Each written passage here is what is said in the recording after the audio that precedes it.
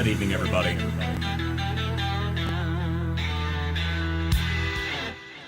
Welcome back to the Political Theater, everybody. Looks like I got a ton of echo right now. Hold on just a second here. There we go.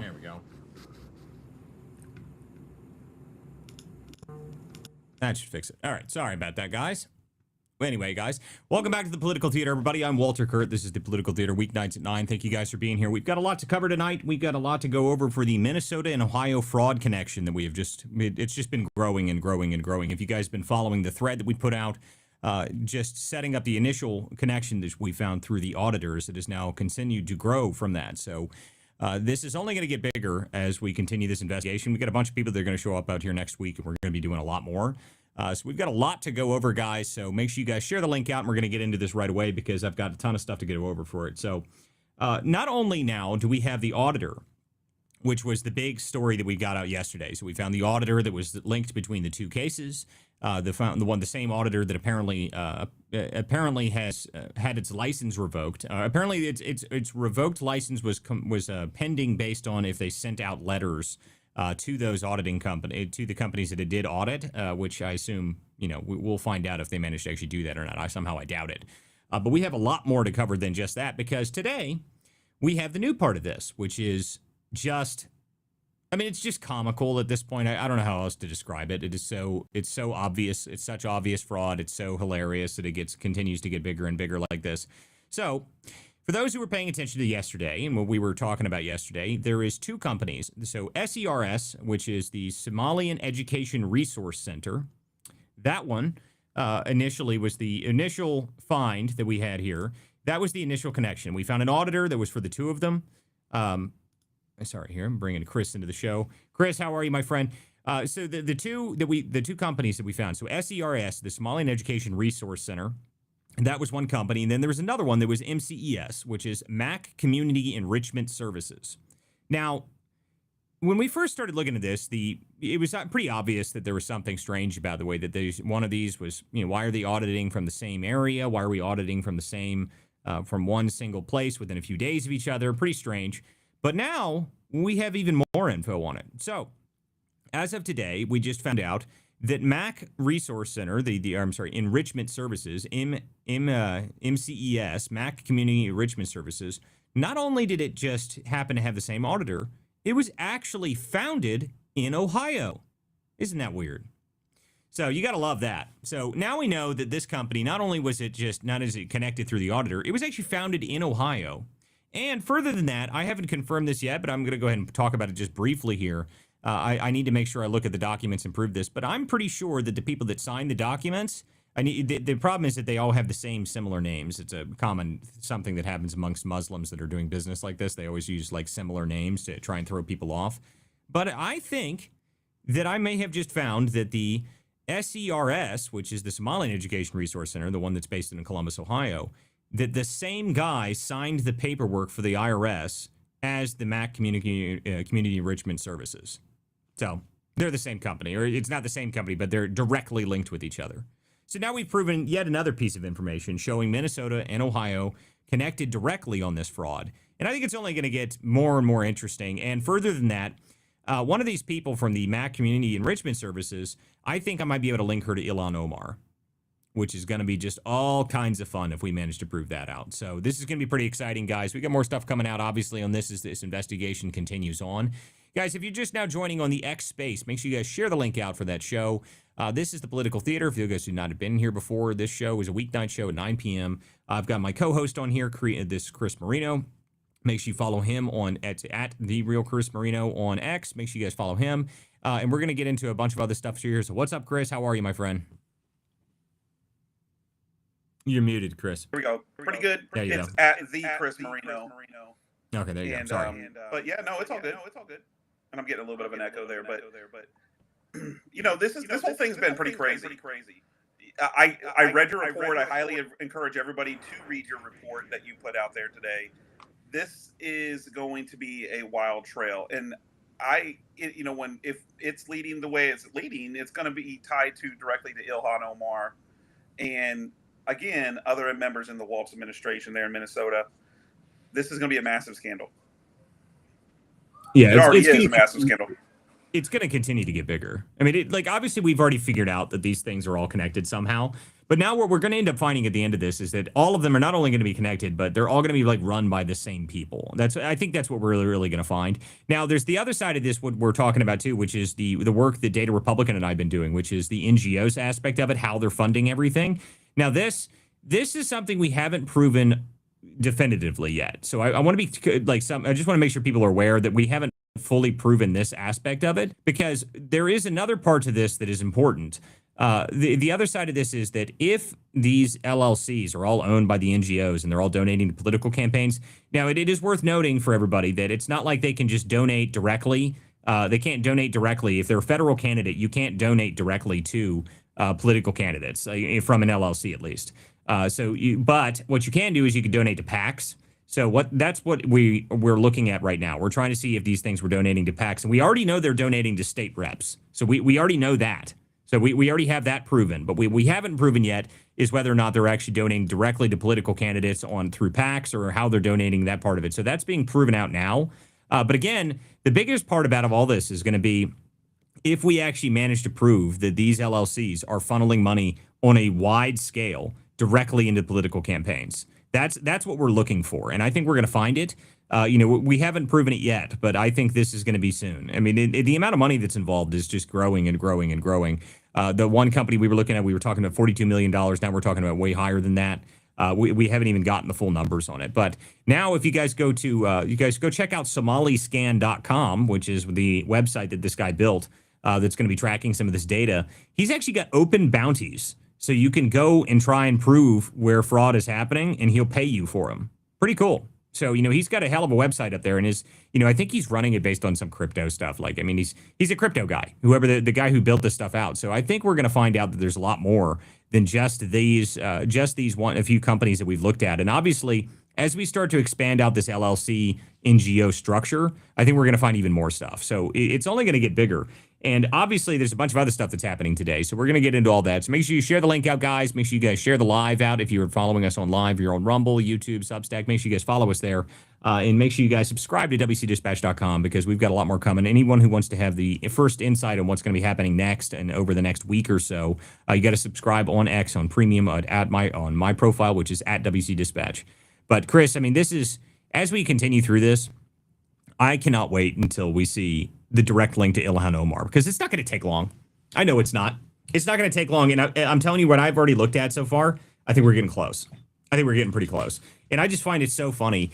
What is, like, we keep talking about this guy, this UN Security Council chief, that he apparently has Medicaid fraud in, he has like multiple cases for Medicaid fraud in the United States, and he owns property, like he owns Medicaid or child services businesses in the United States. This stuff's crazy. I mean, I don't even think this guy lives in the States. So, as we continue to make the links between all this, I'm wondering what the next state's going to be. I had someone trying to tell me that they think that PA is going to be next, that we're going to get to Pennsylvania. But guys, imagine the fraud we're going to find when we really start looking at California. Just envision it. All levels of fraud are going to be eclipsed by that of which we find in California. That's just going to be true. And I am very much looking forward to it. Yeah, it's almost one of those things you got to try. You almost hesitate to actually put your toe into the swimming pool of California, because it's going to be so huge and so encompassing, and the state still probably won't change. Oh, no. I mean, they're not going to change at all. I mean, that's exactly right. Yeah. And so, and this has been a previous thing. I mean, I was kind of looking back here in like Missouri and Kansas. We had some Somali daycares that were shut down, I think, in 2019 and 2021. So, I mean, this has been an ongoing thing. It's just that now it has gone huge. And I think it's gone huge because of the temperature in this country. They are sick and tired of being ripped off. Inflation was through the roof under a Biden. There's a battle to get that back down. You have judges doing everything they can to stop that from happening and to continue the horrible policies that we had over 4 years. And I think the American people are seeing this and I mean, I'll be honest, like, if I could be a Somali daycare owner and become a millionaire, why would I have ever went to college? Well, right. I mean, all you have to do is make a daycare, apparently, and that's all you need to do to make money. There's another thing that happened today that I think is really crucial to part of this, and especially because we've been talking about these NGO structures. So I want to play this video. This is from Marco Rubio earlier today, and this is important. So I figure, wait a minute here. There we go. So I want to make sure we play this video so people understand, because this, I saw this earlier. I haven't even listened to the video, but apparently Marco Rubio is talking about changing it so that NGOs no longer get government funding. So this is a new development as of today. So I want to make sure I play this video so everyone has heard this as well, and this will be the first time I've heard it as well, so I want to hear this here. The United States has spent billions of dollars over the years in helping with health strategies all across the world. What we learned over time, and especially after coming here, is that oftentimes, and I'm oversimplifying it, but this is an accurate description, what would happen is we would go to a country and say, we're going to help you with your health care needs. Then we would drive over to Northern Virginia somewhere, find an NGO, one of these organizations, give them all the money, tell them go to this country and do their healthcare program for them. That NGO would then take about some percentage of that money for their overhead and administrative costs. And by the time it got down to it, the host country had very little influence. It was sort of imposed on them. And only a percentage of the overall money ever actually reached the patients and the people on the ground that we were trying to help because of these costs. This makes no sense. So why are we hiring American and international NGOs to go into other countries and run healthcare systems that are parallel and sometimes in conflict with the healthcare systems of the host country? If we're trying to help countries, help the country. Don't help the NGO to go in and find a new line of business. And so that's what the model that we're breaking. We're not doing this anymore. We are not going to spend billions of dollars funding the NGO industrial complex while close and important partners like Kenya are either have no role to play or have very little influence over how healthcare money is being spent. Bottom line is, if you want to help a country, work with that country. So this is the change, right? So this is why this is important. So what he's saying here is that we're going to stop funding NGOs, foreign NGOs at least. I mean, I think we should stop funding every NGO, and we should, abolish all NGOs. NGOs are not NGOs. We've already established this. This is well established at this point. But I think it's important. If we start seeing this and they actually start doing this, things are going to be very, very different. If you can't have that grift where it goes to these NGOs and then they have administrative cost and then they pay all their people. We've been talking about this for months, that we think that the way that this works is that USAID was sending money out to those companies or out to those NGOs, and the NGOs were funneling it around and sending it around, and then it was always ending up somewhere back here. Now, I don't know if this will eliminate that problem, but it will definitely cut out a few middlemen in the middle of it. Which is a good thing. And this is part of the fraud initiative that we're looking at now. We need to get rid of all this stuff.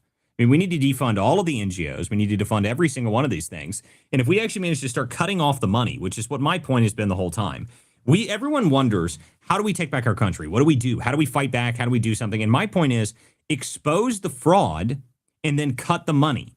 If we can prove that they have money going into political campaigns, one, that'll be great for the midterms. We can use it against them. But two, cutting the money is the most important thing we can do. It's the best thing we can do, actually. If we can cut off their funding, how they're funding their campaigns, how they're funding their political machine, how they're funding all of their foot soldiers, that is going to be crucial. That is going to be crucial for the country. That's going to be crucial for us during the midterms.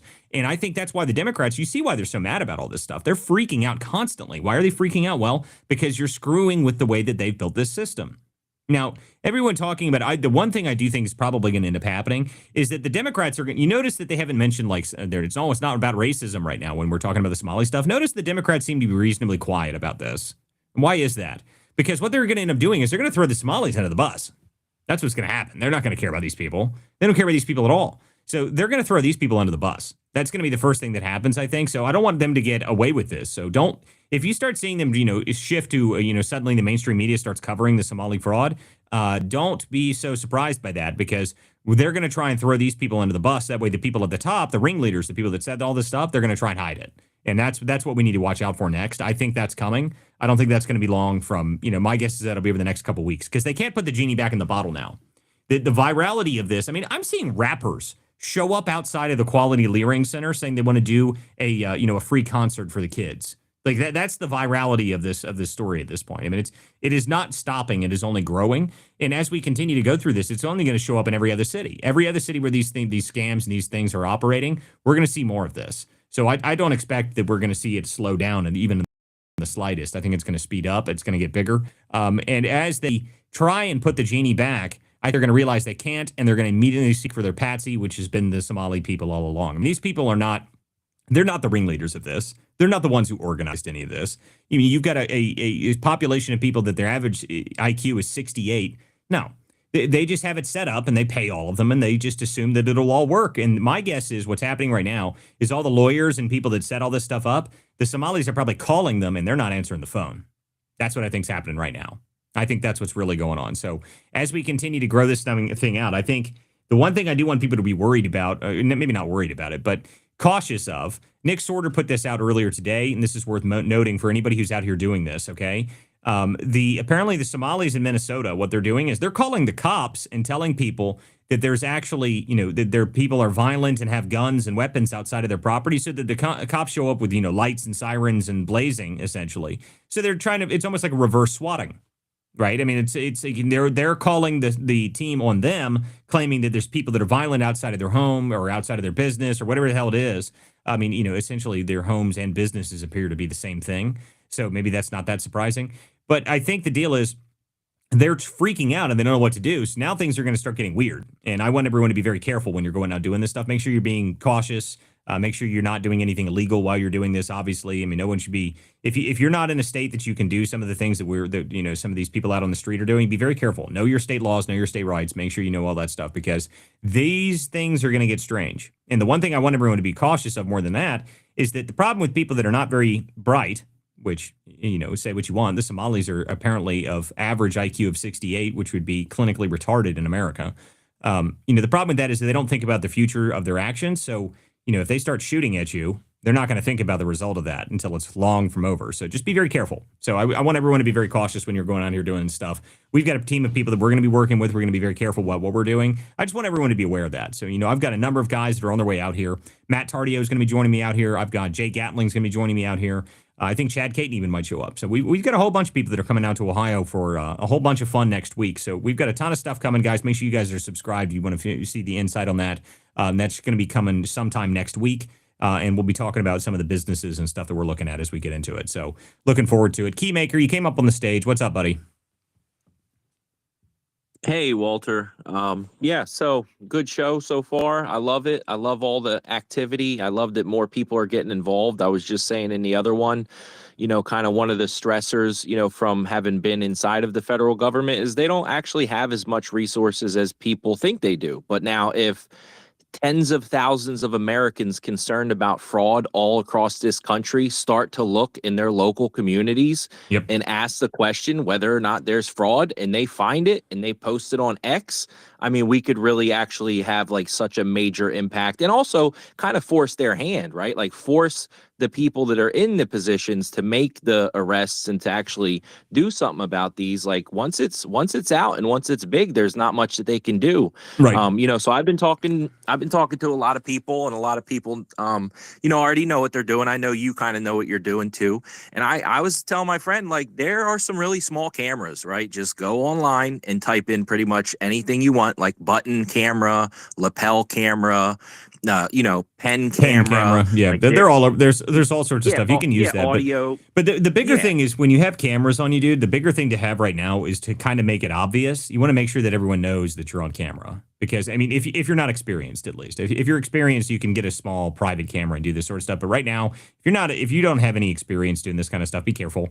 That's the only thing I want to. I don't want to get some. The worry that I have is that someone's going to show up at one of these places. There's going to be a friggin' firefight in the middle of the street or something, and that's going to be terrible. So let's not do that. I just want everyone to be cautious when they're doing this stuff because as this thing starts to spiral, you're right. There's no way they're going to put it back in the bottle, and there's no way they can stop it now. Not with thousands of journalists out here on the streets doing this stuff.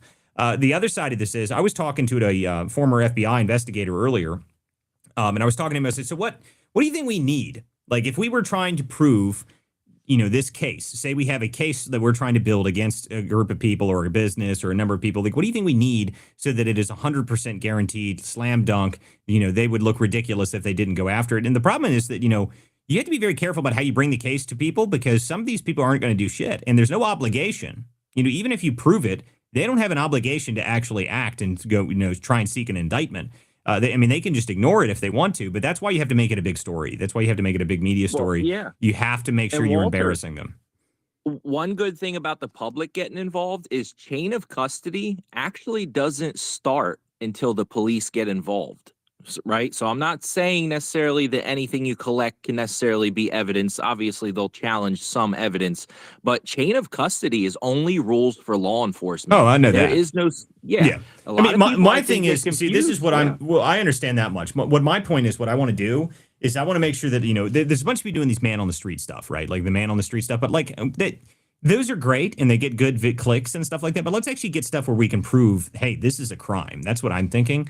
So, if you actually prove that stuff out and you actually publish that and make that a big story, then the law enforcement is kind of forced, right? I mean, especially if you make it viral, if you really start talking about it a lot, that's the idea. So if we can do that, and I think we can, and we've got a bunch of people that are interested in getting this done and actually doing it right. So I think that we've got a hell of a team that's going to be set up for this. I think it's going to be fun.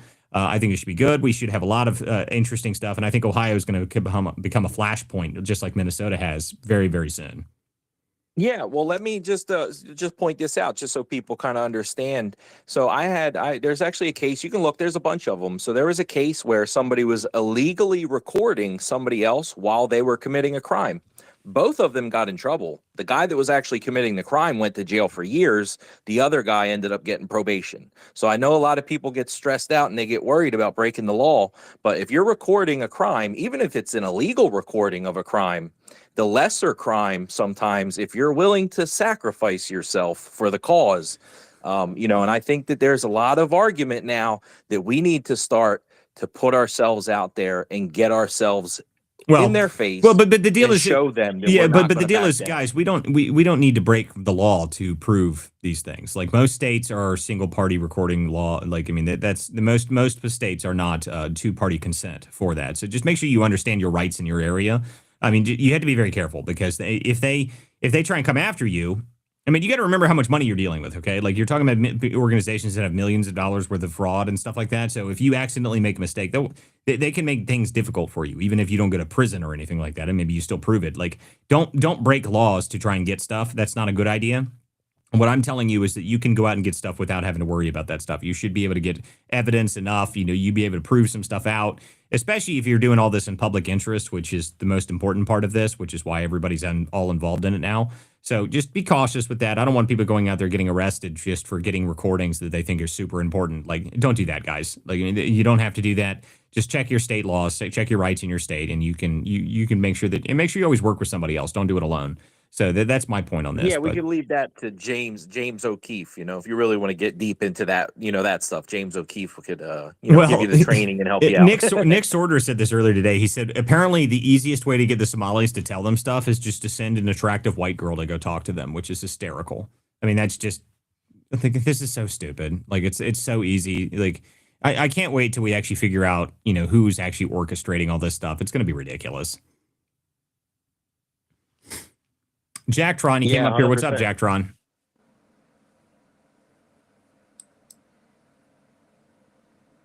Jacktron? No Jacktron? Hey, what's going on, Walter? What's happening, man? Just listening in. This is all really crazy stuff. I do agree with your theory that it's a bunch of little LLCs and people like CEOs that are going to the national campaigns. And I think it'll explain a lot of disaster turfing done by the Democrat Party because, let's be honest, how they're not popular. They have to be astroturf. And it looks like this is going to be a big part of that. Yeah, well, that's the part that's important, right? The astroturfing, we all understand that much. Like, we understand that there's astroturfing for a lot of these campaigns, and we understand that a lot now. But my thing is, like, if we prove this theory that I have, this smurfing theory, I mean, and for those who are not familiar with smurfing, if you guys just don't understand that and you never heard that term before, smurfing is, I think it was James O'Keefe, actually, that proved it first. I mean, he showed it through Act Blue, and he also showed it for Win Red, by the way. So it wasn't just one side, it's both sides doing it. It was very tiny donations, like, $5, $10 donations made by the same people to the tunes of thousands and thousands and thousands of dollars per political candidate. And the theory behind that was that there was, someone was pumping money in, and it's not always fraudulent to like the person. But the deal is that they're finding money and they're using those people's names to make the donations and just continuously pumping money into the campaigns. Well, the theory that we're talking about in this scenario is a bit different. The idea is that if these LLCs work in unison, say you have 10,000 of them, you got 10,000 LLCs. 10,000 LLCs can donate $2,000 per, political candidate or PAC or something like that, and they can start pushing money in. Well, then there you go. There's your giant block of money, which is what I'm talking about, and that's what I think we're going to find. And I know, like I said, I already found it for state reps. The federal stuff, it has to go to PACs from corporations, and that's a different set of laws. So we're going to have to find and actually look through the PAC donations to be able to prove that out. But we already have proven it for state reps. In fact, there was a girl that was talking to me earlier, a lady that was talking to me earlier. She was replying to something I said in one of the posts I had when I was on John Frederick's radio this morning.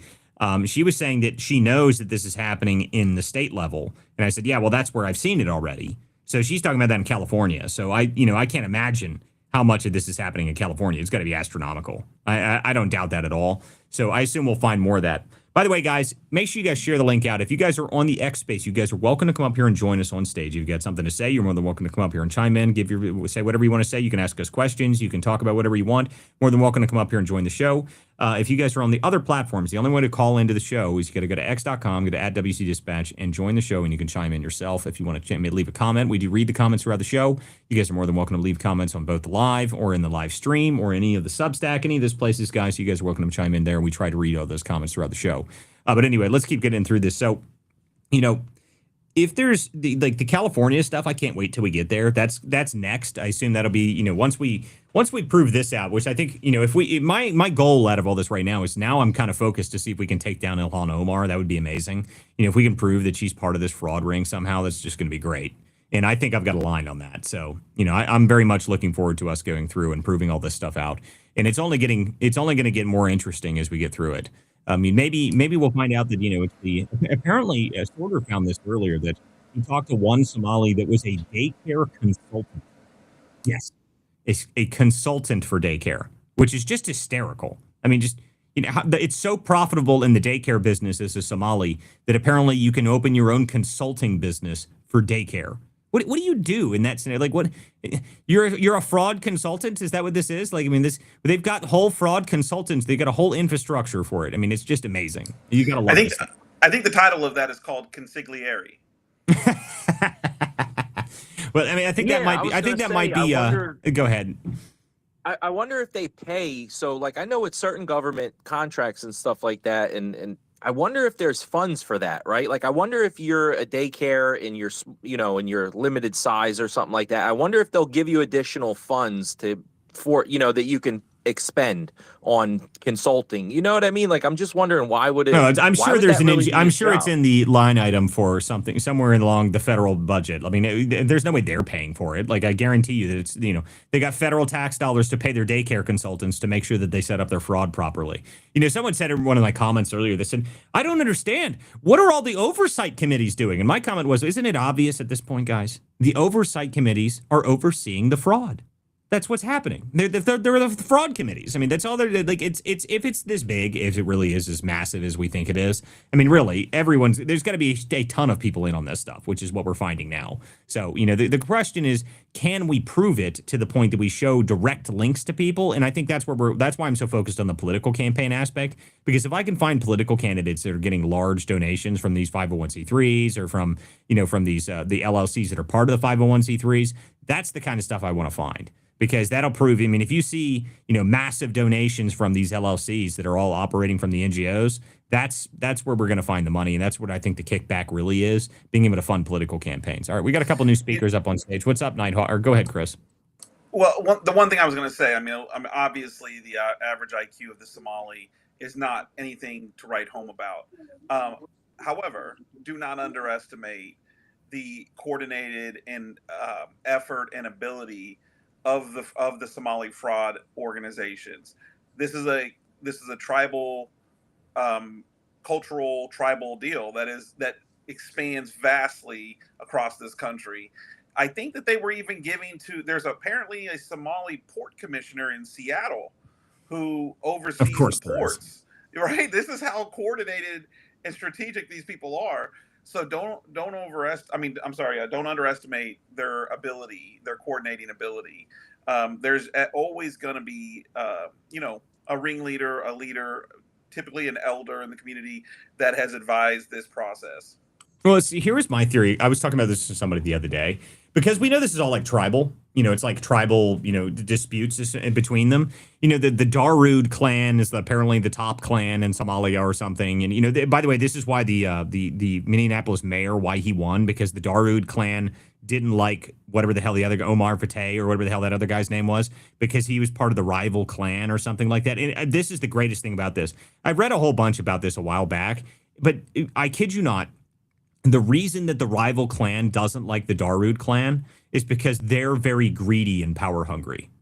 I mean, you can't make it up. It's just so ridiculous. I mean, it's just so absurd to the level that, okay. So we're why do I have to be an expert on tribal blood feuds in the United States to deal with my politics? Like, what is happening? I don't understand. I mean, like, what is happening? Why do we have to be part of this? But whatever. Apparently now I have to know all these things. So apparently the Darude clan is a power-hungry, greedy group that runs Somalia, and all the other opposing clans don't like that Darude clan. So that's why Omar Fateh actually lost, because the Darude clan revolted and got all of their people to not vote for him, so they voted for Frey. And I was like, what? It's unbelievable crap here, but this is what's happening. Okay, so this is, I guess you have to be an expert on tribal warfare in the United States now, especially if you're from little Mogadishu, which is Minneapolis. So, I mean, it's just amazing stuff here, guys. Amazing, amazing. But as we continue with this, as we start to look more at these fraud schemes, and as we start to see how far it expands out, we're going to end up, I was wondering if we maybe can play the clans against each other. Like, we'll tell the Blood Feud clan that we'll help them overthrow the Darude if they take down the fraud scheme, and then we'll deport all of them. Like, that would be great. I would be a huge fan of that. Okay, I had a couple other speakers came up here on stage. What is happening, Nighthawk? Hey, Walter, I'm fine. There was one other post that Nick Swarter posted about 3 hours ago. It was about the St. Paul, Minnesota mayor. While she was like on camera getting sworn in, she admitted to being an illegal immigrant. And I'm thinking the next time she shows up on camera, I'm thinking Tom Holman and I should walk up there and carry her off like luggage and just deport her. Well, that would be nice. I mean, listen to me. That would be the most ideal scenario. There was somebody else. Remember, there's some other congresswoman somewhere up in the Northeast that did that. She came out and she said, well, I'm here technically illegally, too. Or, I mean, maybe her parents were here illegally or something. So, well, deport them then. Deport them all. I mean, it's just, this is the kind of stuff that we need to make sure that just keeps happening. I don't care who you are and what position you're in. If you're here illegally, you need to be deported. It's just, I don't care. We either have laws or we don't. Okay? If you came here illegally, I don't care if you've been here for 10 years, 15 years. None of that crap matters to me. I'm sorry. I just don't care. Get them out. If you're here illegally, leave. I mean, what was it? We had that, remember that the president of the school or the superintendent of the school in Iowa that had been here illegally for like 15 years? It's like, what? Yeah, I remember that guy. Wasn't he some kind of like big shot guy, like of Ohio? Like he was like a. No, he was from Iowa. Member? It was Iowa. He was he was the superintendent of the Des Moines schools. Yeah, the Des Moines schools, which is it was the largest school district in the state. Yeah, which is crazy though, because you know what the argument always is? Well, the illegal immigrants, they're working jobs that no American wants. Like, that's like a $300,000 a year job, that superintendent job. Like, what do you mean no one wants that job? That's ridiculous.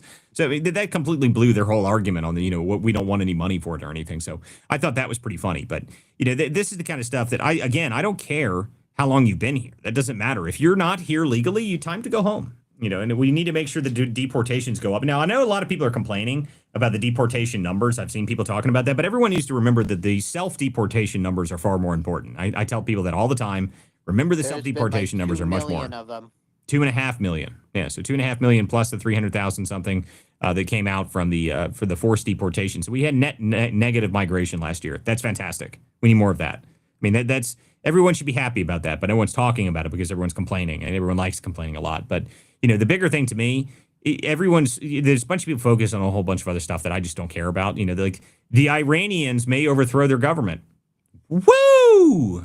I don't care. I don't care about the Iranians at all. Like, it just does not matter to me. Not very important, at least not to me. I'm sure a bunch of people that care about it. And I'm sure it's very important to all those people that care about it, but I don't. I never have cared about the Iranians. Like, it doesn't really matter to me. I met a whole bunch of them that were pro Raza Pahlavi or whatever his name is, the guy that's their king or somebody that they want to be king. Yay. I mean, foreign problems. We've got much bigger issues here at home than for me to care about what's going on over there. As long as we're not putting boots on the ground I don't really care what happens. You know, everyone's freaking out because Trump said he was going to hit them or bomb them or do something. And I was like, look, whatever. I mean, I don't care what happens over there. Just if they have to, the IRGC, if they fall and, you know, we bomb them and, you know, destroy them or whatever the hell it is, it doesn't mean anything to me. So anyhow, okay, we've got another hand up here. What's up? Didn't even see how you spell your name. What is up? Or maybe they left. Looks like they may have left. Okay, never mind. We got a request though. It's the same person. Okay. See if we can bring them back up here. Guys, if you'd like to join the show, you're more than welcome to do so. You just have to request on X, and we can bring you up on the show, and you can talk, and you can ask questions. You can come up here and say whatever you want. If you're stupid, I will laugh at you and then throw you out. But that's just how it works here. So, you know, you're welcome to come up here and join the show anyway. But so what is up, Mogdu, or whatever you guys' name is? I can't even pronounce your name, dude. What's up?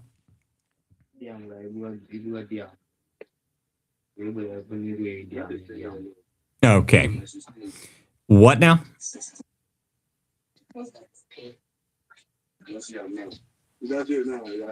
Yeah, I'm muted. Hello, my friend. How are you doing? Okay. Well, you know what? We tried. Mogdu, Bojang, whatever the hell your name is. Sounds like you're from Somalia. Goodbye. By the way, hilarious story today. I don't know if you guys saw that. There was a absolutely hysterical story today. Apparently, Libs of TikTok. I don't know if you guys saw this. Libs of TikTok. The Somalian Serbian embassy sent her a DM telling her to stop laying about Somalia. No, I mean, I'm not joking though. So I don't know if there's some problem with L's or, you know, words that start with L for Somalians. I'm not sure. Walter, they must have grown up in the Leering Center. Yeah, I'm sure they did. They went to the Leering school, the Quality Leering Center. That's how they got their education. But you know, what are we doing? Like, we're to the point that the Somalian embassies are messaging American podcast accounts. Like, are you kidding me? Like, this is like the most absurd thing ever. So I thought that was very funny earlier today. And she's just losing it. She said they apparently left her on red, which is just great. I love it. I mean, I love every minute of it. I can't believe that's even a thing, but. Yeah, so apparently Somalians really struggle with L words. So, you know, we just need to change the name of all of our industries to start with the letter L, and we'll be great. I mean, then we'll be able to identify them quickly.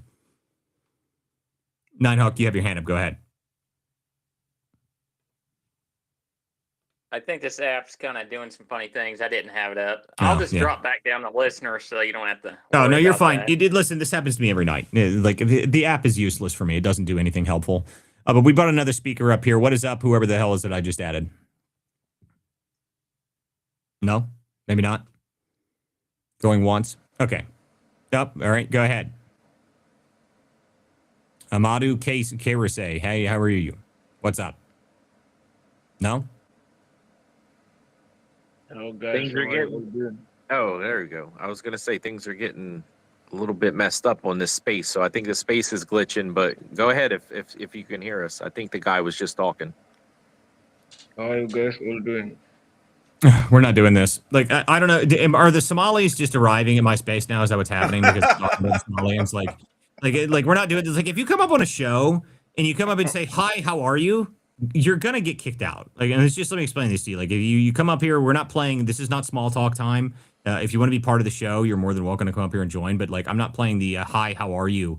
Let's talk about how much we like. We really like Somalia. No, I don't like Somalia at all. In fact, I think we should deport every single one of you. In Ilhan Omar, we should seize all of our assets and throw her in prison. That's what I think we should do. You know, So, the real key here, though, behind the scenes, because that's what I look at.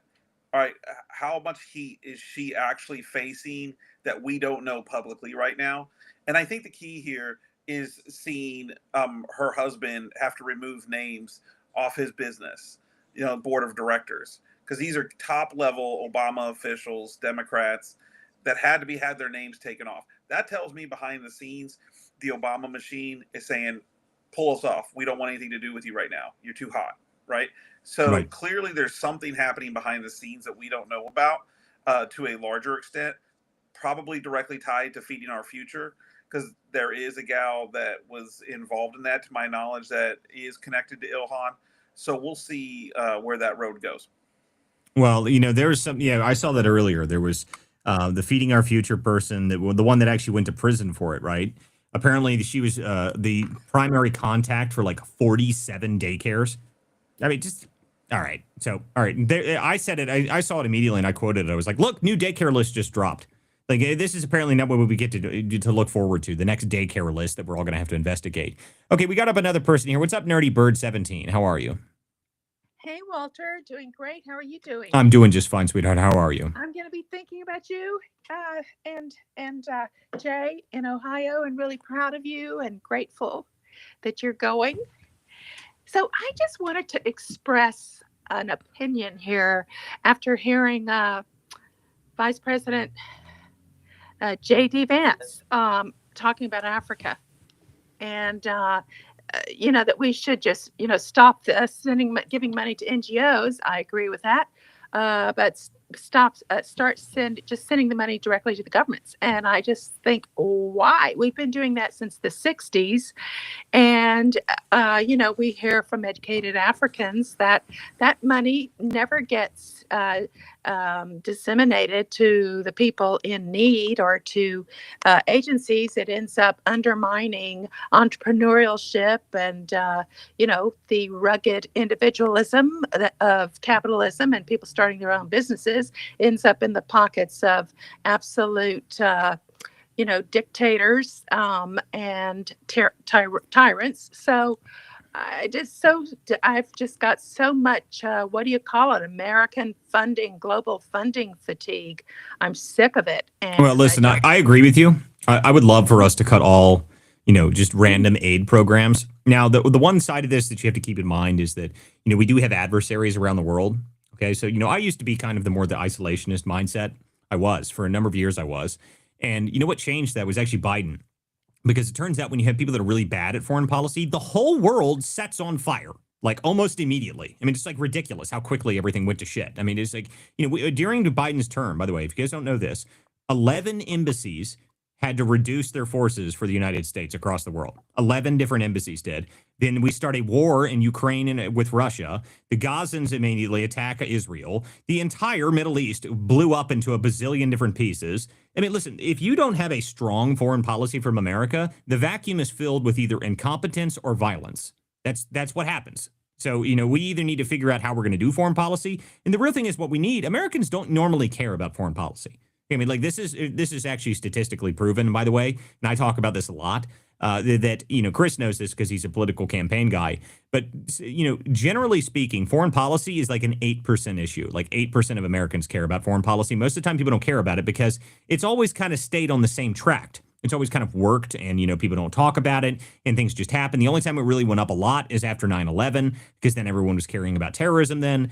But generally speaking, most Americans don't care about foreign policy, but they do care about it when everything starts going to crap, which is exactly what happened underneath Biden's America. I mean, every single thing that he touched in foreign policy was a terrible decision. I mean, my favorite was the Maduro deal, right? So he said he was going to work with Maduro on oil so long as he didn't remove his upcoming political candidate from office or, from the race, essentially. And what was the first thing Maduro did? Like 2 weeks before the election, he got rid of him. And then Biden still did the deal with oil with him. Like, I mean, it's just... It's comically stupid how bad Biden was at this. Everything he touched it just set on fire, just completely set on fire. So in terms of what we need to do, I think the move that Marco Rubio is talking about, where they're going to move it to funding the governments directly, I don't think that's going to solve all the problems with foreign aid. I don't think it will. But at least it won't fund this NGO structure that has been undermining our country for years and years and years now. So, the foreign governments that are part of it, I'm sure they'll corruptly steal half of it and, it'll be horrible. But, unfortunately, we can't axe out all foreign funding at all, because half the reason we do all that stuff is, one, for geopolitical reasons, but two, it's also through Congress. It's not something we're going to get cut out of Congress. Half of Congress was waving Ukrainian flags a couple years, guys. We're not going to get them to stop completely funding everything, as much as I'd like it to. And as much as it seems to be very popular amongst the American people to cut lots of foreign funding, it's not happening in Congress. So, in terms of what we can do, we can just make it better, make it more efficient, stop sending it to, all these NGOs that then send it back here to the United States and then fund all sorts of crap that we don't like. So, one step at a time is the way I think I look at it. Well, astute as ever, Walter, but I would like to add that we should still be beating the drum against it. And if it can be used as leverage and in agreements for peace and for, more positive relations with various countries, okay. But I'm tired of being the piggy bank for the world. Oh, I agree. I agree entirely with that. People like Ilhan Omar telling her twerps that Americans are stupid. I'm just fed up with this mindset, and I really believe that Al Gore is largely responsible for a lot of the general attitude that we're getting. That's just kind of coming our way now in general, because with his inconvenience truth, he damned America to hell. Like we were the biggest pig consumers on earth, and we were consuming too much, and what a wasteful consumer society we were. Well, you know, this is not just Al Gore that did that. Okay, so this is a long term. Yeah, it's not just Al Gore. That's one of the things that did it. But listen to me. There's the Marxist mindset has actually really set in for a large percentage of the country. You know, earlier today I was having an argument with a guy, and he said some stupid comment along the lines of, you know, all business owners in the country are fraudsters. You know, all of them have cut corners or something to be successful. And my comment was, how many business owners have you met? And he was like, well, not many. I'm like, well, okay, well, then that's your problem. You don't know any of them. So this mindset, though, is essentially that the rich people are the evil people in this country, that they're the horrible people in this country. Oh, my God, the rich people. They don't care about the poor people. It's nonsense. It's complete and total nonsense. If anybody that's ever been around small business owners in their entire life, know that they care more about their employees and their people around them than almost anybody else. They love their employees. They'll do anything for their employees. They'll do anything to help their employees. And the further these people, you know, every time you talk to them, they say the same sort of thing. Well, I help homeless people. Like, well, fucking good for you, you little virtuous faggot. Like, I don't care. Okay, like, good for you that you help out homeless people. I'm so happy for you. Tell me how virtuous you are, you useless little weasel. I don't care. Okay, how about you pay someone's rent and their mortgage for 15 years? Can you do that? No. Okay, then shut the fuck up. Because that's what business owners do, okay? And not only do they do that for 20 to 100 to thousands of people, okay? So if you really want to make a difference in the world and you want to actually help people's lives, think about that for a moment, okay?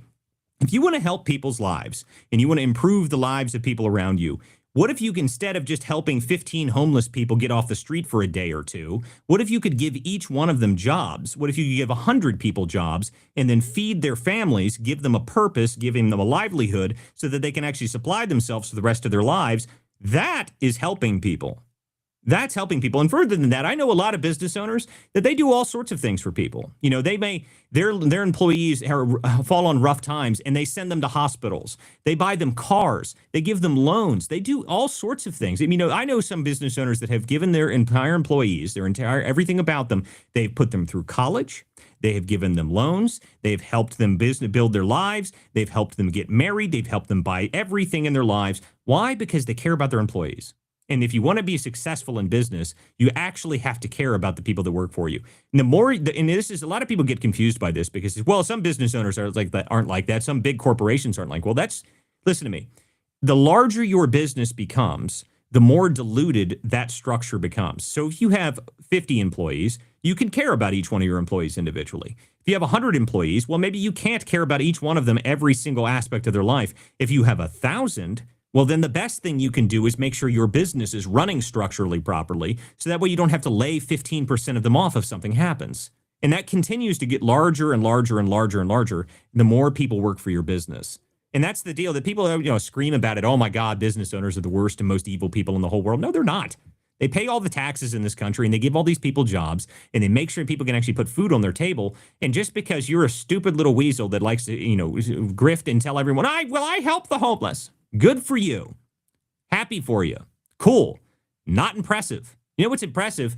Building a business so that you can supply the lives for people, for thousands of people across the country, and do things that help all of their lives together. And you know what? Are you not supposed to reward yourself? And you're taking all of the risk, doing all this, and what, you're not supposed to make any money at the end of that? That's not helpful either. And half the time, business owners that have lots of money wrap their assets up to keep their business floating. You know, these people, there's so many people out here that think that business owners, they just have this boatload of cash just sitting around. Some people have lots of cash sitting around, but not many. I mean, not many. It's people like Elon Musk. And I love this. You see this every now and then. It's like, Elon Musk has $780 billion. Oh my, no, he doesn't. Okay, he doesn't have just a checking account. It's the dumbest idea in the world. It's so astronomically stupid that I can barely comprehend it when I see it. But this happens all the time. He's like, what is he going to do with all that cash? Like, it doesn't exist. It's all in his company. It's in the stock in the company.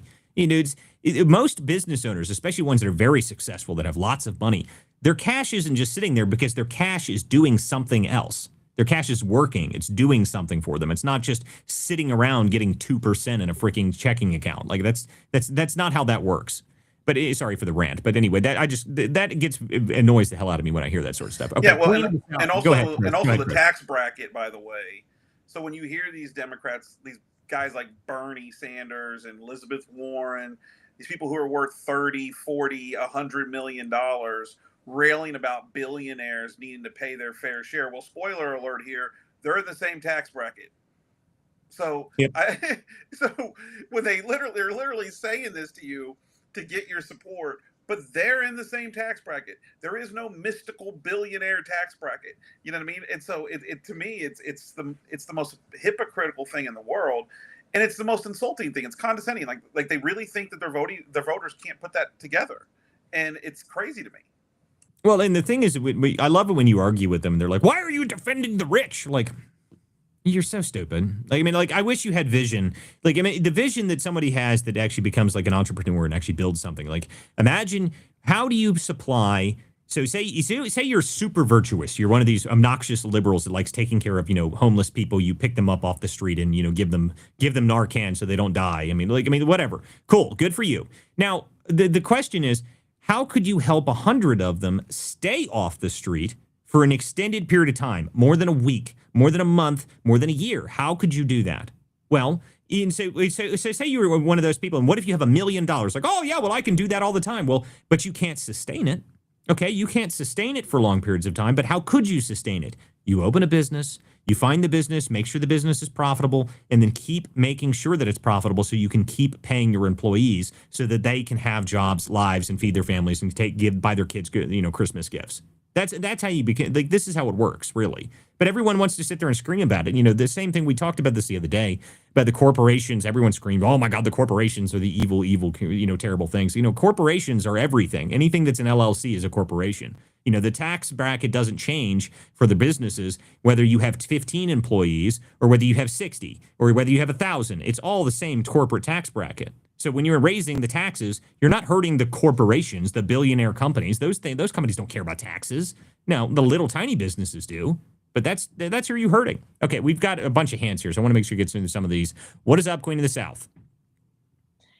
Well, as a business owner, thank you for that rant. But I want to bring it back to, you said some things about immigration, and I am also pro-immigration. I mean, or send them home, regardless how long they've been here. If they didn't bother to apply for citizenship, they need to go back. And and this came up at the holidays, and so when I say, oh, well, they're reporting that 1.9 million, I think that's the number now, self-deported because of the, app and the $1,000 and so forth. And I heard you mention that. The pushback to me has been, well, that's not even a real number. That's just a survey that somebody took, and it's not real, and they've bloated those numbers up. And so what do you say to that? Well, how do I argue back? So the argument back to that is actually, so there was the original article that I remember reading on this was actually in the New York Post, and they were looking at jobs, foreign labor that was in the market, and they were seeing it drastically reduced. And this was over the summer when we saw, I think it was over the summer where we saw 2 million by that point. Now, DHS at some point will publish the numbers, especially if they're using the app and seeing the actual forced deport, like the taking the money deportations. They'll be able to show those numbers directly at some point. They just haven't published them yet. So, in terms of whether or not they're lying about that number, I don't think so. The deal is we are seeing net negative migration that is noticed across the country, not only in the job market, but in a number of other things. So I think we are seeing the numbers out of the self-deportations. We just haven't seen the actual DHS numbers yet because they haven't released them. So in terms of what we've seen so far, I've seen it from multiple different media reports. The numbers coming directly out of the government, we haven't seen yet, though. So we'll find that out soon enough. On their website, they have put that number out. Oh, they have put that. So then that means they have it then. That means they have the numbers then. That's what I believe, that they're not going to put out fake numbers. No. I mean, if the deal is, especially if you're taking the CBP One app, which is the CBP Home app now, which is hysterical. But the CBP home app, if they have the data from that of all the people that are accepting the self deportation number, then that's going to be easily proven. So if they publish it on their website now, then that means that they've got the numbers then. So I don't know why anyone would say we're inflating the number, because the self deportations is the key to everything in my eyes. Because the messaging coming out of the administration has been very clear. If you're here illegally, we may, from helicopters, rappel through your window and then throw you in an alligator pit. Perfect. Great. Love it. I mean, that's what we want. Okay. We want more of that.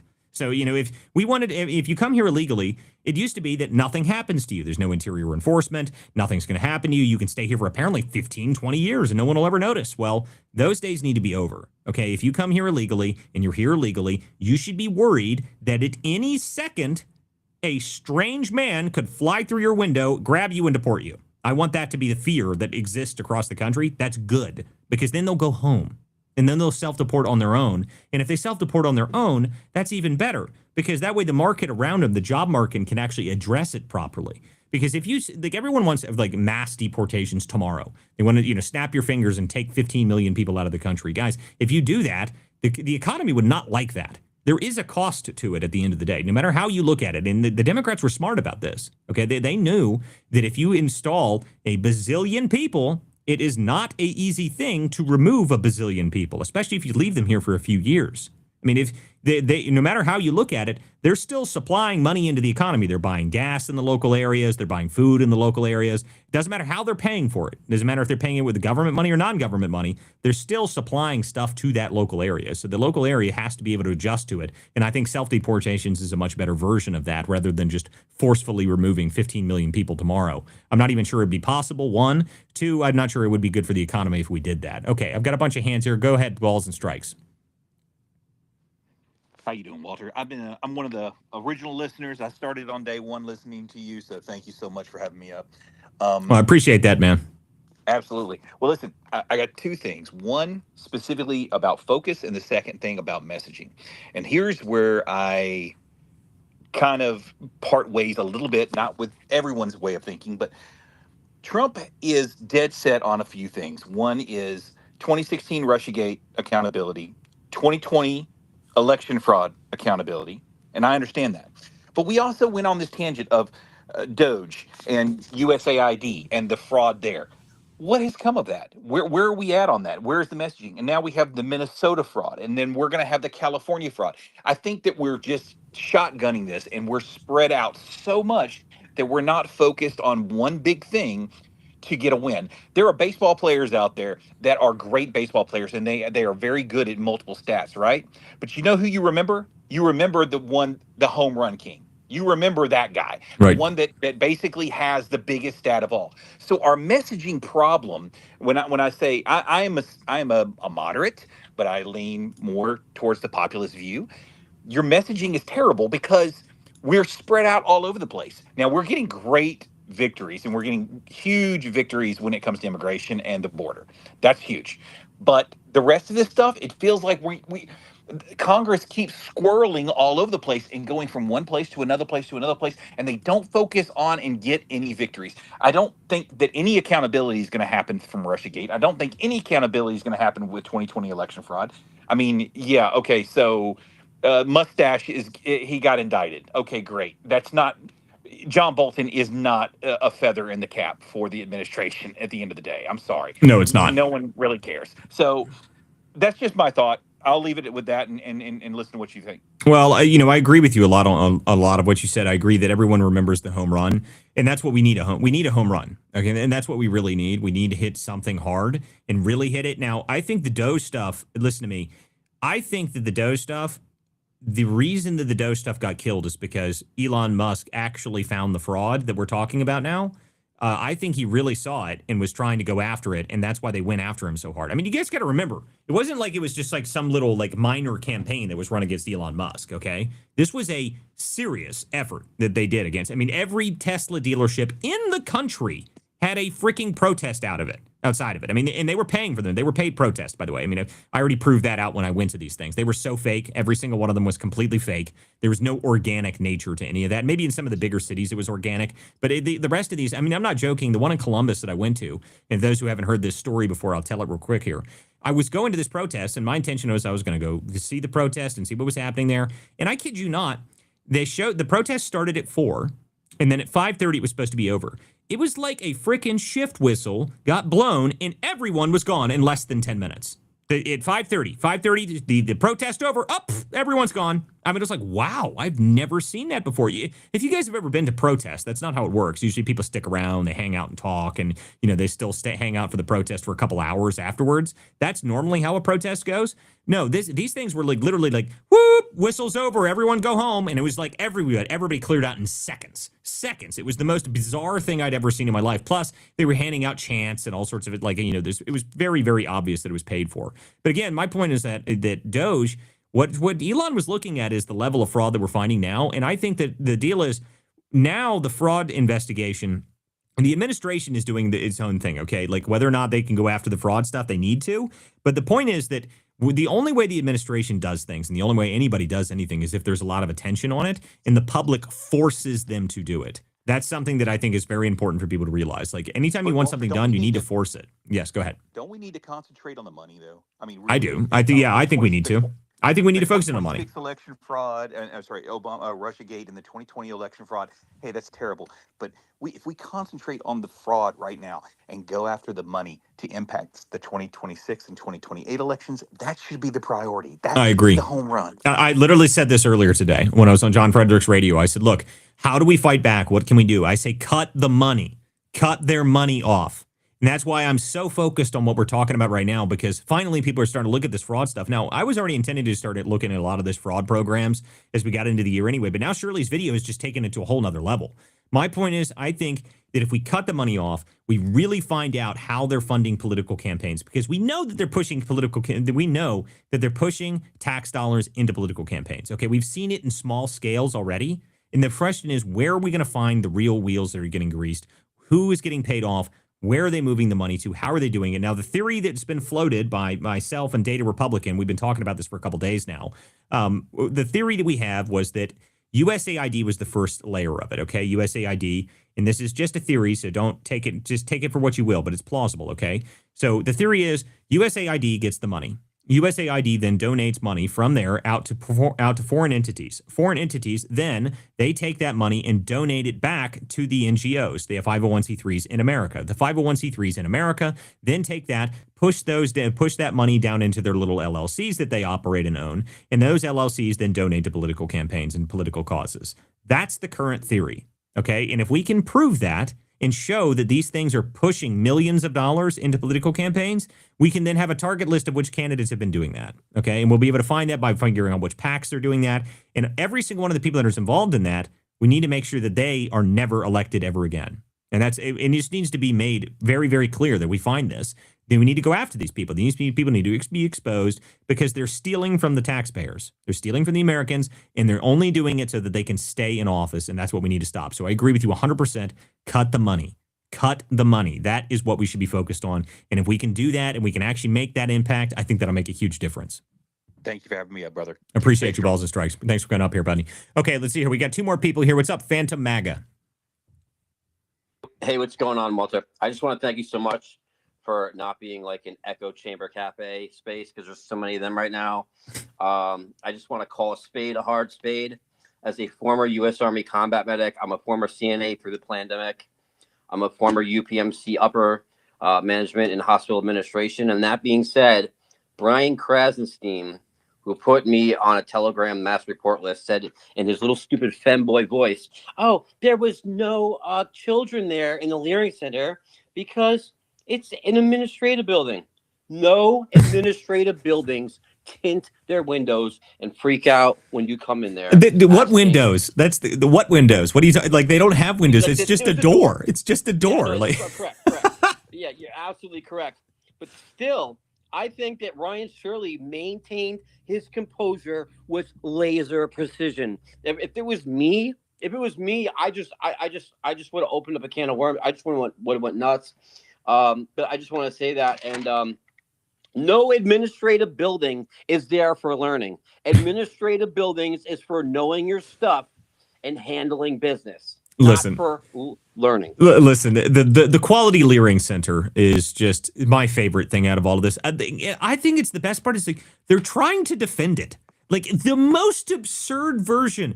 He went to more than just one business, right? Like he went to a bunch of businesses, but they're so focused on the Quality Leering Center. I don't understand why. Like, why defend that one? Like, why not defend any of the other ones that they went to? Like, maybe one of the other ones was a better target, but no. We have to defend the Quality Leering Center that has the misspelled sign and the misspelled street name. Like, it's so comical. I don't understand why they're doing this, but again, they don't have any idea what they're doing. They're flailing in the wind right now. It really is something. A small fraction of me wants to feel sorry for countries that they're just deformed and whatnot. But you know what? Earn your keep. Earn your keep. Don't do some shady. You know what I'm saying? Backdoor, like, you know what I mean? Like, right. Deal and rip off people. It's not going to work here. It's not. I'm sorry. Yeah, I agree with you. I mean, listen, this whole deal, as we continue to look at these fraud, and this is why we're talking about Ohio now, because I'm telling you, we're going to find this link directly, and I can't wait to prove it if I actually manage to get the link between Ilhan Omar, all these different services, and all these different NGOs. If we prove all these links between these two places, I'm very much looking forward to it because I'm laser focused on this stuff right now, and I'm looking for next week's going to be a lot of fun. Okay. Midterms is very important with Ohio, too. Not only yes, it is. fraud, but yes. Yes, it is. Thank you for having me. Thanks, Fandom. Thanks for coming up here. All right, Booby, what's up? Hey, Walt. I'll be brief. Great space as always. First, I'd like to commend yourself, and opinions may vary. You seem to have a way of always giving tiny accounts like mine's a way to speak. I really respect that. Much respect. So what it is I'm here in New York, and the first time I seen Nick Shirley was late summer, and he was filming and documenting ICE and NYPD raids on all these migrants, preferably Africans that was bootlegging, selling a lot of bootlegging products on the streets of New York. And they were ripping them apart and tearing them down. And he was violently threatened by these migrants, and he was visibly shaken. I felt so bad for the guy, but I was like, he's a brave soul to do that. He only had a cameraman with him, and these Africans were threatening him violently. Well, So I don't doubt that at all. No, listen, Right. the cool thing about Shirley is that he's been around for a long time, and people are just like, they're kind of like just now going back, and I'm seeing a lot of his like old videos getting reshared, which is great. I'm happy for him. There's no, like, I'm telling you, this kid has been out here doing this stuff for a long time. He deserves the big break that he got. Like, he really does. So I'm happy for him. I think that he's going to continue to grow. And I think he's I think he's done a great job. I mean, the deal is everyone's screaming at him, like, oh, he didn't do any of this right. It's all fake. It's all not true. Like, nonsense. Okay, you can claim from the peanut gallery that he didn't do a good job on this story, but the fact that he got 110 million views means it was a good job, means that people cared about it, and it was an organic growth. I mean, you saw that as it just started to grow out from where people started seeing it. It was the absurdity of it is what made it work. So he tapped into a number of different trends, right? He tapped into fraud, which has been a year-long trend, essentially. He tapped into the Somalian issue, which has become an issue because of the Ilhan Omar stuff, and he tapped into the Tim Walz issue all at the same time and wrapped it into one story with one really, really absurd example, the Quality Leering Center, and it just took off like lightning because of that. I mean, it is a great job by him, and he did a really good job on it. So people need to stop complaining about it because, to me, listen, I don't care what you think. If you get a story that has 110 million views on it and changes the way that people are operating across the country, you did a damn good job. You did. I mean, that's just reality. And people can be jealous all they want. It doesn't matter. I think he's going to continue to do good things. Yeah, I agree with you, but I really think the gist of it is that he found the shiny object, and which is that we'll jump back to New York. Okay, New York is roughly 220 countries in the world, right? And these immigrants are from 235, maybe 300. They're from countries, not even countries yet here. And it's all ethnic fraud. Every ethnic illegal that's here from across the world has their form of fraud. Right. So, and then we jump to California. Okay, Gavin Newsom has 24 billion that's missing that he doesn't even have to talk about. So until we deal with these bi-coastal elite cities that are running the country, where all the really massive fraud is, okay, don't let Ohio and Minnesota just be the shiny object. Oh, Let's start dealing with these that I mega agree with. cities.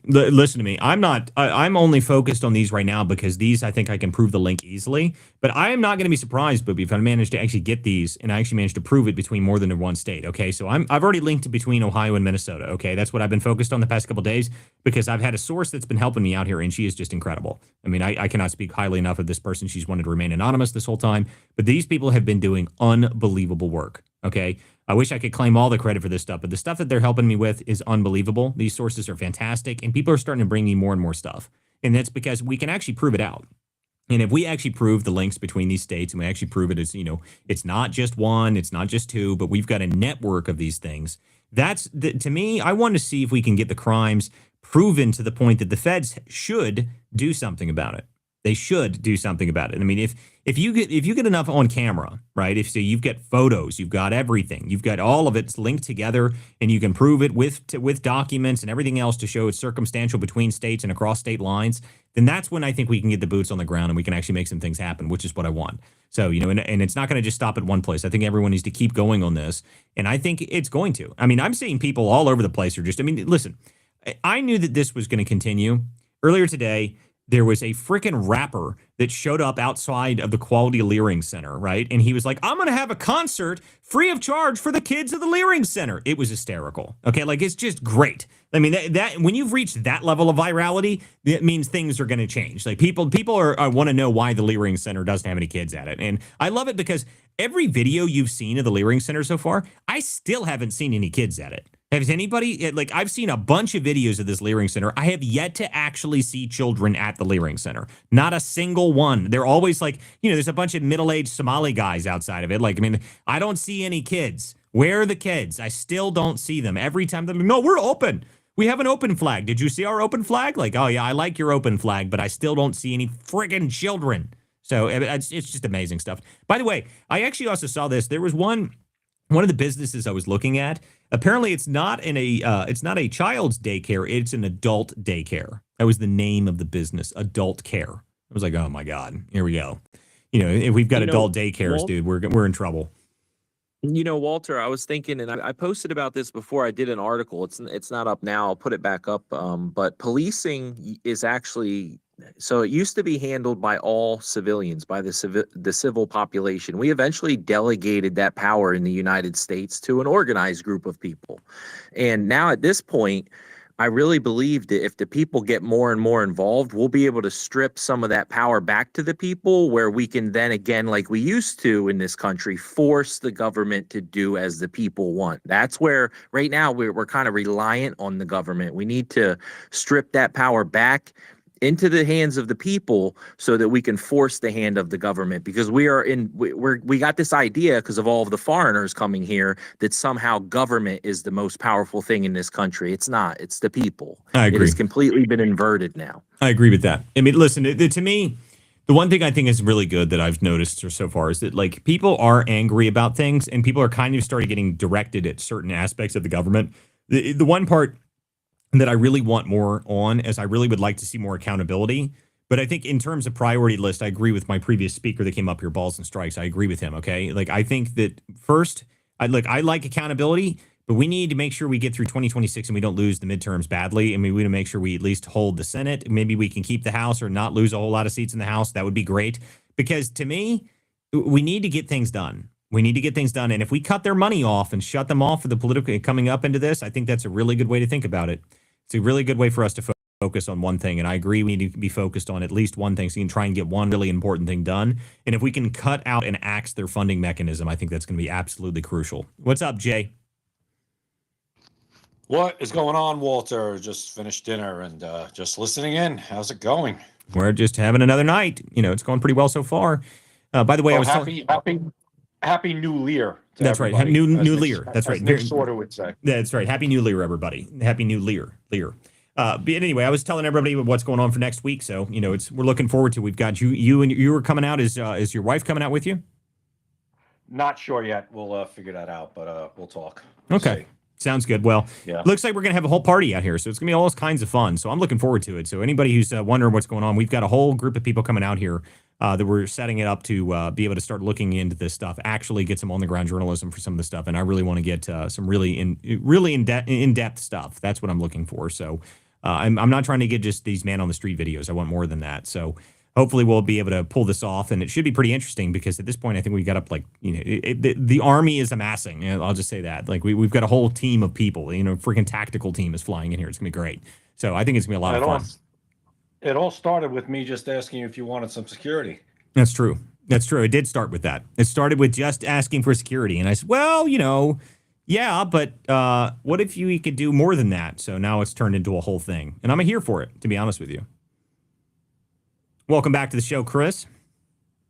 Yeah, it always starts with Jay. It always starts with Jay. He's the ringleader. He's always causing trouble there.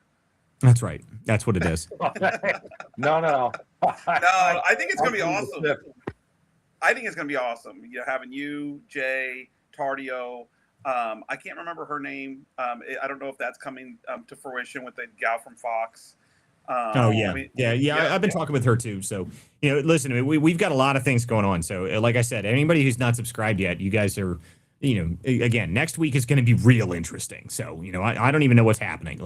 If those don't know, this year is about to be very different for the show. So I was talking about it towards the end of the year. I was telling everyone things are going to change. This show is about to go on the road a lot more. There's about to be a lot more on the ground in travel journalism, on the ground at a lot of these protests, a lot of in-depth investigative journalism. This show is about to change dramatically. Now, the X Space, I love all my people that come to my X Space, okay, guys? The live video version of the show, when I'm on the road, I'm not going to be able to do both, unfortunately. I'd love to be able to do that, but I can't carry 6 computers with me, okay? It's just not possible, okay? Unfortunately, to be able to interact with my wonderful X Space here, just to be able to do that, I have to have a separate laptop that's built specifically for Spaces because it's so garbage. It's like I love Spaces. I do. I love all my speakers that come up on here, but I'm going to have to come up with another call-in for the show. And fortunately, I think I may have solved that problem. So that'll be something I'll be talking about as soon as I actually prove that the actual stuff works. And it actually might be like a physical call-in, like a radio show.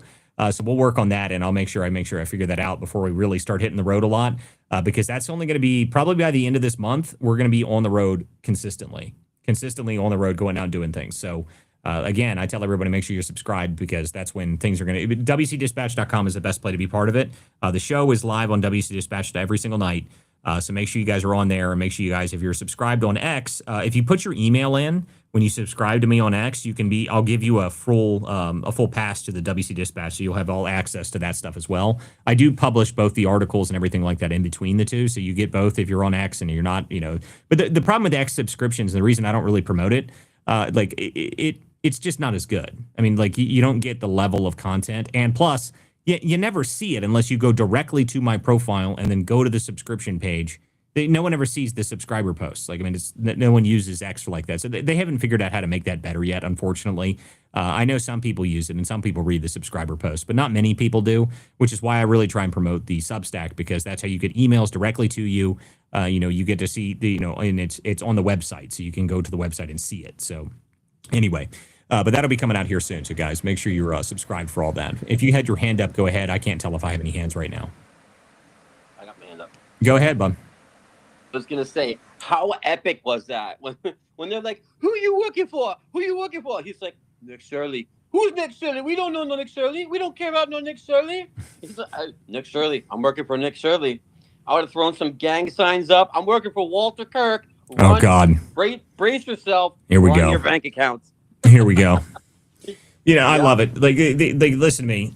These are not things we need to tell people. All right, you're not working for me. All right, don't you do that. Putting up gang signs saying that you're working for me is just going to get me all kinds of trouble. But I'm here for it. I'm out here for it. Actually, just go ahead and do it. And what am I saying? Just do that. Yeah, and make sure you video it. I'll share it. That'll be very funny. So I've changed my mind. Go do that a lot. I think I'm all here for it. Cards. Run your EB. Yeah, the WC can actually be thrown up in hand signs pretty easily, right? So that'll be interesting to see. I want to see them. Someone's got to post that up. Oh my God, I'm creating a gang. I don't know how I feel about being a leader of a gang. I'm not sure how I feel about this, guys.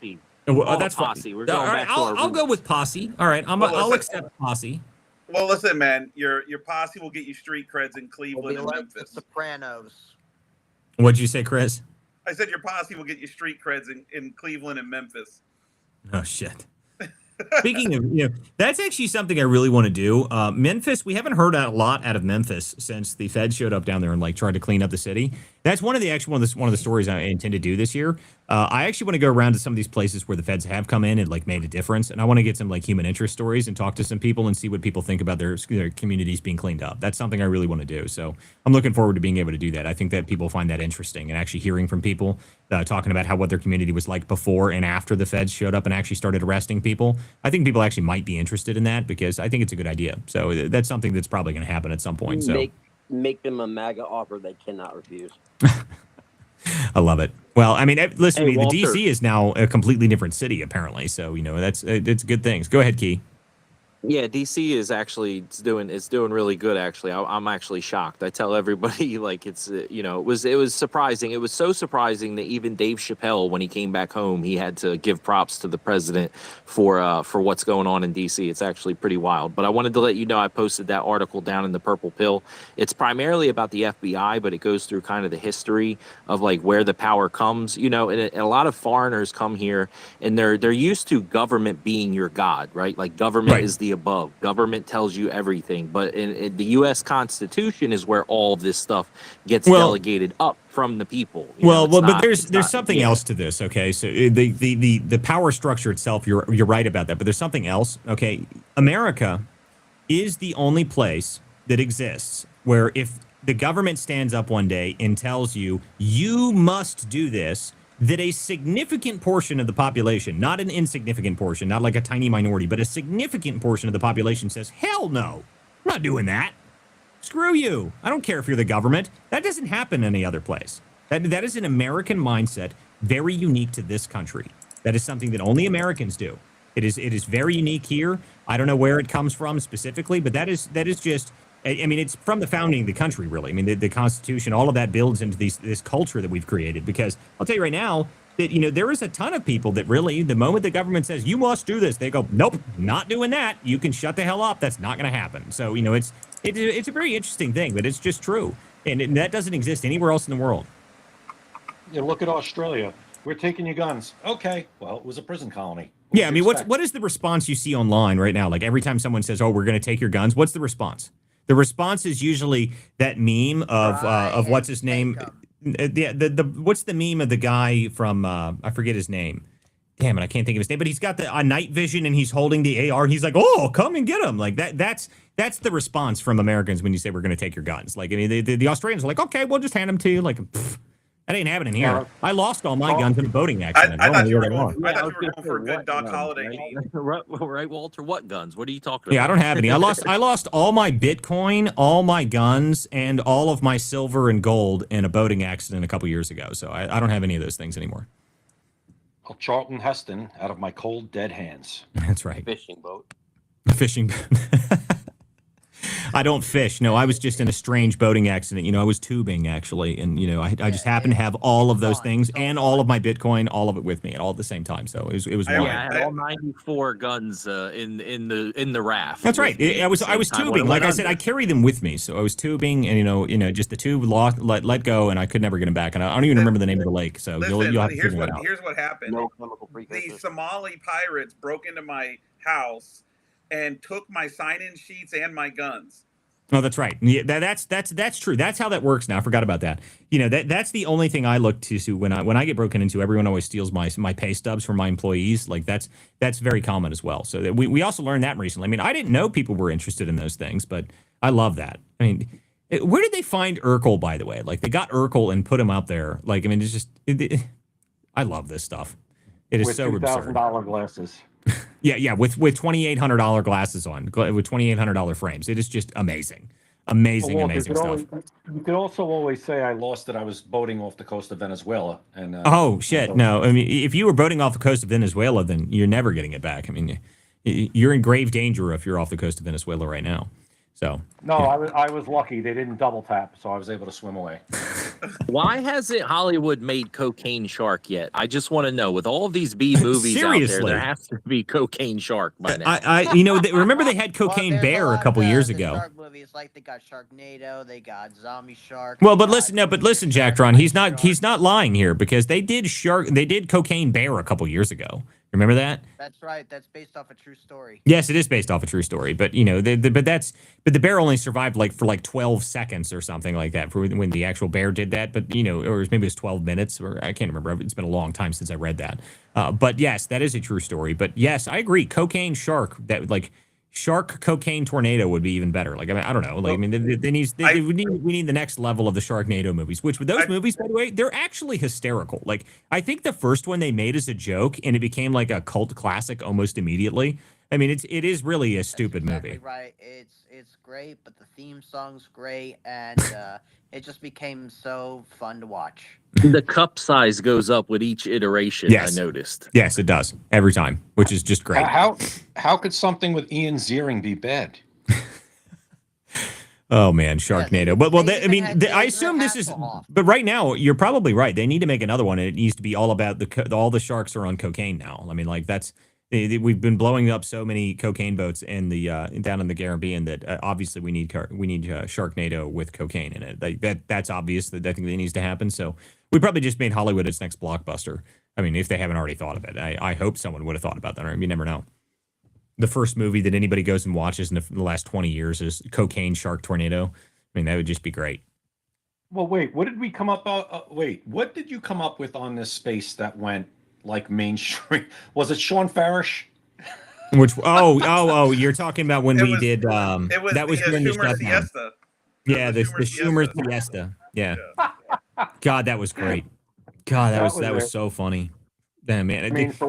That was, if those who don't know, so back when the Schumer Siesta was on, we actually had Sean Frosh on the show, and he came in and he joined us for a minute, and we were sitting here laughing and joking, talking about what we should call it. And then he showed up and we called it the Schumer Siesta, and it was because of the sombrero meme. That's why we called it that. So the sombrero meme, and then when Trump shared it, it just went everywhere. So that was amazing. Very, very funny stuff. I love it. Yes, I remember Hefe Jeffries. That's right. Hefe Jeffries. That's right. That's the other part of it. Hey Hefe guys, Jeffries. but listen, I have to tell you this real quick here. I don't want to spoil the party, but Cocaine Sharks was created in 2023 as a horror action film with Mark Polonia, Is it off the coast of Venezuela?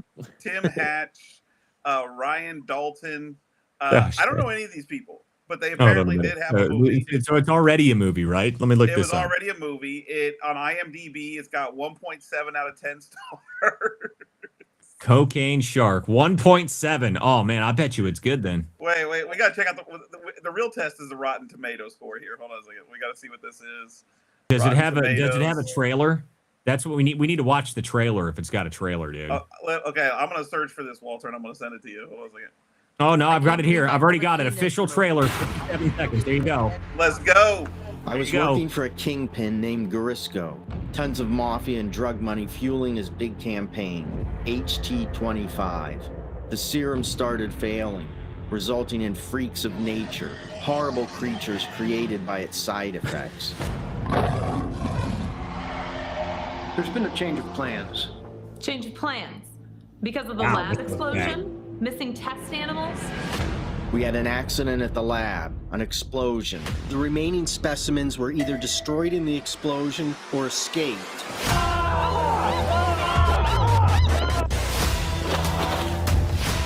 Holy shit, this is terrible.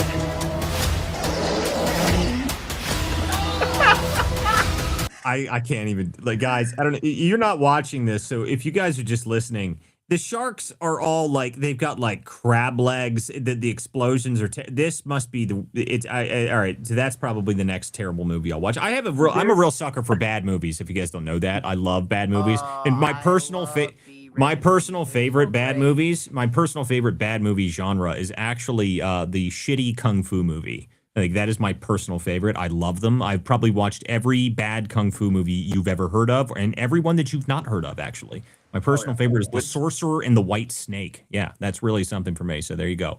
You guys learned something today. I love shitty Big kung fu Trouble in movies. Little China, like good old Jack Burton used to say. Movie, so this is right up my alley. Well, there you go. You got the shark movie. What was it that you just said, Chris? I said like Big Trouble in Little China. Now, Like listen to good me. old Jack Don't Burton you used to don't you say. talk bad about Big Trouble Little China. That is not a bad movie. Okay, that's a good movie. Oh, it's a great movie. That's a It's one of the fantastic best. movie. Okay, It's a good it's almost as good as Kung Pao. And you guys, I don't know if anybody's ever heard of Kung Pao, but that's if you guys have never seen Kung Pao, you're missing out. That's the true Like pinnacle. Kung Pao That is the Chicken. pinnacle. No, So- not Kung Pao Chicken. Kung Pao Enter the Fist. Yeah, Right, I'm telling you right exactly. now. That's the best movie, best kung fu movie ever created, hands down. So There's no question my about it. uncle, I have an uncle who was like had every single like 1980s, early 90s kung fu karate movie on VHS you could think of, and we watched all of them. I love They it. were the best. Listen, Walter, there's a whole documentary on HBO Max about cocaine sharks. I just googled it. Holy And shit. it came up. There's like a whole season about it. How did I miss this? I don't know, but now it's relevant, so we're gonna have to all go watch it. I expect everyone at the end of next week. You're supposed to have watched the entire docu-series on cocaine sharks, and there'll be a quiz on it by the end of next week. Go ahead, Jay. I will absolutely have watched that by Jack. Jack you was were like, about I'm to- going tonight. I'm gonna binge watch it right now. Jay, go ahead. Jay, you muted yourself. No. Okay, never mind. I thought Jay was about to cut in. But no, so yes, all of the terrible kung fu movies have always been my thing. I love it. Big, huge fan of it. So I love that there's a whole docu-series on cocaine sharks, though. That's just incredible. Like, that's like the best thing I've learned all day. So I'm a huge fan of that. I can't wait to actually go. Jacktron will get to tell us all about it. So, we'll get to learn all about it very soon. Go ahead, Phantom. I was gonna say all these cocaine sharks, literally, as far as I care, they can all go IDF themselves. Oh my goodness. We are going to get in trouble on this show. I love it. Yeah, we're gonna be on a cocaine shark binge Uh-oh. with Jacktron. I know what Jack's gonna be doing. That would are we going to start referring to doing bumps of cocaine as fishing now? Is that what we're going to start talking? Like, I don't know. This is going to keep going. They probably already are. The I fish love it. scale. I binge watched Your Neighbor, I think, or Thy Neighbor. What is it on Apple Plus with John Hamm? And you guys know the viral stuff online where it's like someone says something like that really made him feel good, and it immediately goes to a clip of John Hamm like in the club, and he's like his eyes are closed and he's dancing or whatever. Oh, yes. And yeah, I binge watched that. I finished it last night, and probably Listen, why my eyes are dude, bloodshot. that video, by the way, like the viral video you're talking about, someone just put that out about Marco Rubio like earlier today. They were like, Marco Rubio, when he gets his one day off from his 24 jobs in the administration. I thought that was hysterical. So I love Oh that. yeah, so hilarious. Great stuff. Jay, did we get you back up here? Yeah, I'm back. I just lost sound for no apparent reason. That's okay. Well, welcome back. You were about to cut in right in the middle of that, so I don't know what you were going to say, but go ahead. No, I was just going to say I've heard better acting on the hub. Oh, for which one? Than Kung Pao? No, the whatever that cocaine movie you were playing. Oh, yeah. No, that was Listen, terrible. If you really want to see like a great B-rated movie, you got to watch Sharktopus. That one's the greatest. Sharktopus? Holy shit. Listen, guys, you guys, Jacktron, if you like B movies, okay, and I'm telling you right now, Kung Pao is not a B movie. That's a D minus. Like, you got to go watch that thing, dude. That is the greatest movie of all time. It really is. Well, I do all right. I do thoroughly enjoy some of these Indian movies, these Indian action Oh, films. dude, yes, Bollywood movies are hysterical. I started they're so watching a great. couple of those, dude. There's some of them The were like, I watched some like absurd epic by a Bollywood movie the other day. It was like I once 3.5 watched hours a, long. It was like 3 hours long. It was absurd. Yeah, I once watched a Bollywood movie when I was in Jamaica. It was really strange. Wow. Anyway, some of them are actually pretty good. All right, Phantom, go ahead. Yeah, I always, when I was growing up, I said I wanted to grow up to be a slumdog millionaire. Oh, man. I love it. The jokes are great. Guys, all right. We're obviously not doing anything important this evening right now, so we've just been kind of riffing for a while. Sharktopus is very important. Oh God, here we go. Listen.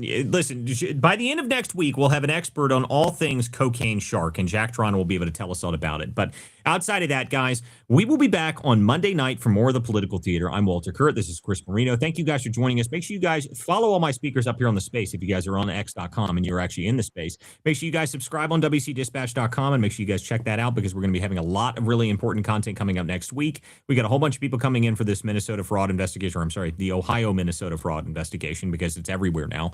So make sure you follow in up here on the stage, subscribe where you can, and we will see you guys next time on the Political Theater. Thanks, guys. Have a great night.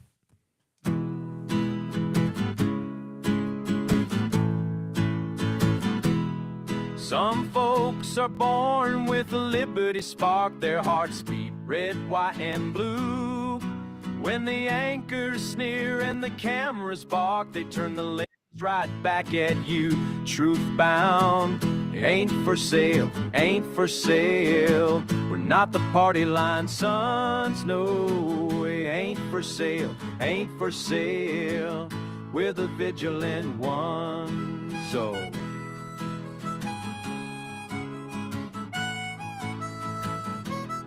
some folks inherit silk-lined halls, spend our sweat while preaching share. But when the tax man wraps his knuckles raw, their mansions suddenly look bare, impaired.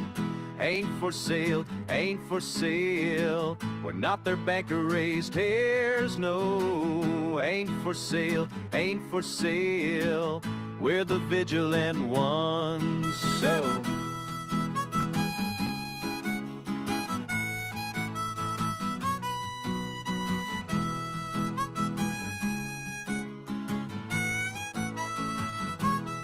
yeah, some paint stars on press room lies and send the common men to toil. Ask them, how much truth will you trade tonight? They mutter, more noise, more noise, more noise. Ain't for sale, ain't for sale. Not the theater's pawns, friend. It ain't for sale, ain't for sale. We're America's steadfast one. No, we won't be spun.